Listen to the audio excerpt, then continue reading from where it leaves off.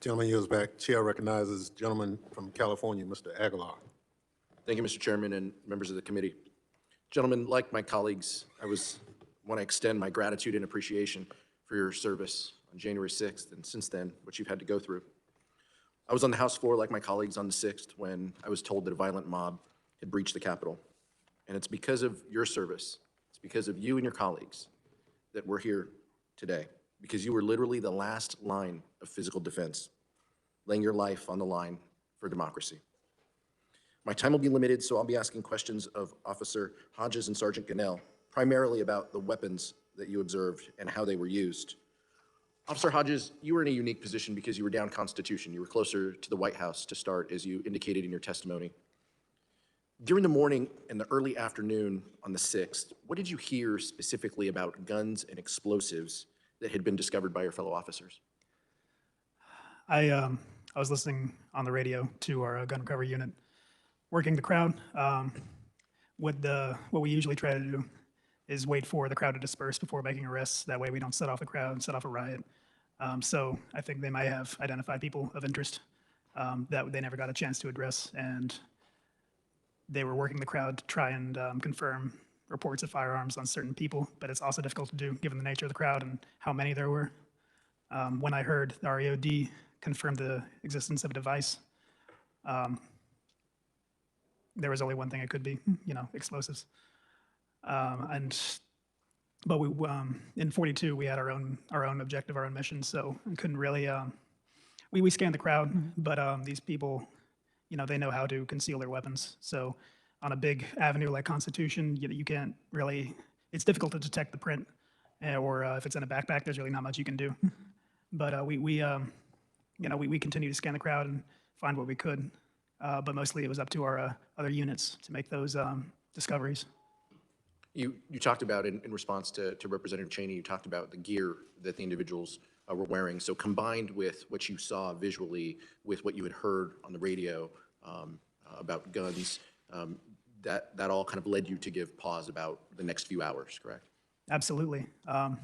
Once we got to the Capitol and we were fighting, I was wondering, how many more bombs are there? What's the trigger? Is it going to be a cell phone? Is it on a timer?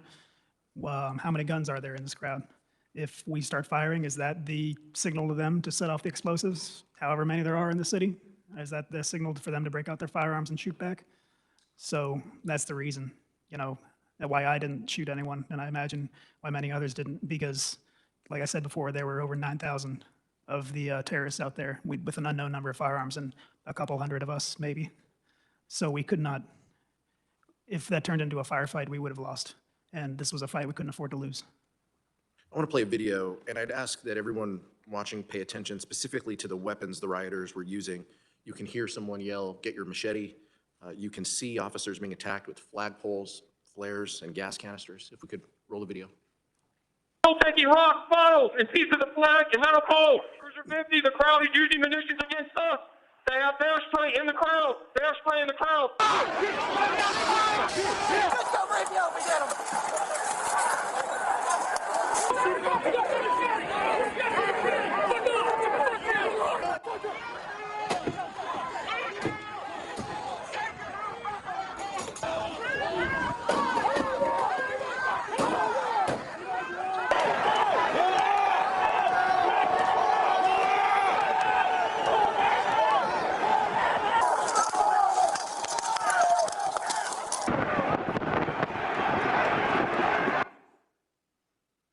Sergeant Gannell, in the video, we just saw someone throw a large speaker. Was that directed your way? I was further inside. That was afterward, towards the end of before they got clear. When they threw the speaker at me, and I was further inside the tunnel. What types of weapons did you see used against your fellow officers? Police shields, police baton, the hammer, the sledgehammer that you saw on that video, flagpoles, tasers, pepper spray, bear spray, rebards, bats, PVC pipes, copper pipes, rocks, table legs broken down, furniture broken down. The guardrails for the inauguration stage, cones, 4x4, any weapons, any items that they could get on their hands on it that You were further down the corridor, but the speaker was thrown at you, and it hit your foot, is that correct? correct, sir. We have a photo. It was thrown my way, and then when it landed, it hit somebody else and then hit my foot. I think we have a photo of your foot here as well that we'd like to show. That is correct. Can you tell me how you're doing? You mentioned in your opening statement about your continued physical therapy related to the foot. Can you tell me how you're doing? The foot, I had several conditions that were, one is fusion on number 1 metatarsal, tarsal, metatarsal. Then there was a hammer toe that, as a result of the hit, and then the second and third digit also got damage. And in order to fix one, they needed to correct the big toe to stabilize. If not, I would have, later on in the future, I would have had the same problem returning. It is very painful. It is well out of patience and determination that I had gone through. I still had the same problems in terms of pain, stiffness, whatnot. The doctor last week on Tuesday told me that I'm going to need surgery on my shoulder because I have a labrum tear that has not healed even more than 6 months later. And possibly my rotator cuff also is going to need some work. So that you're talking about 8 months to a year more of physical treatment and rehab. Sergeant, you're an immigrant from the Dominican Republic, a naturalized U.S. citizen, and you mentioned how individuals had zeroed in on your race that day. Yes, sir. Can you tell me how that made you feel?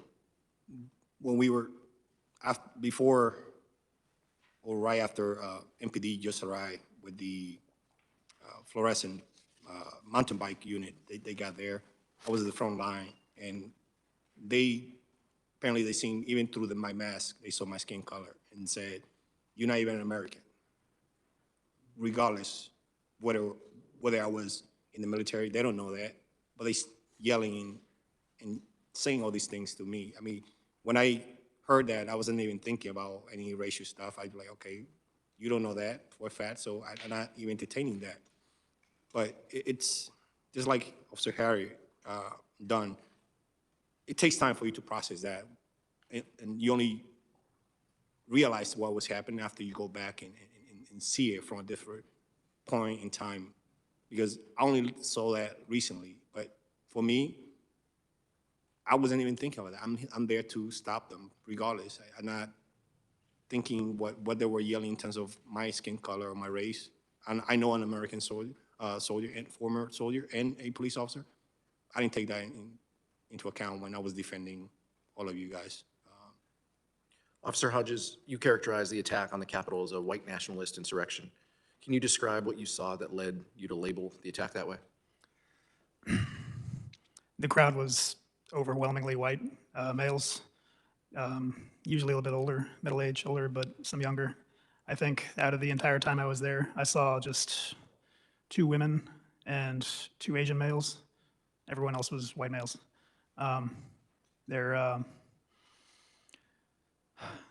They didn't say anything especially xenophobic to me, but to my black colleagues and anyone who's not white. And some of them would try to recruit me. One of them came up to me and said, "Are you my brother?" There are many known organizations with ties to white supremacy who had a presence there. You know, like 3%ers, Oath Keepers, that kind of thing. And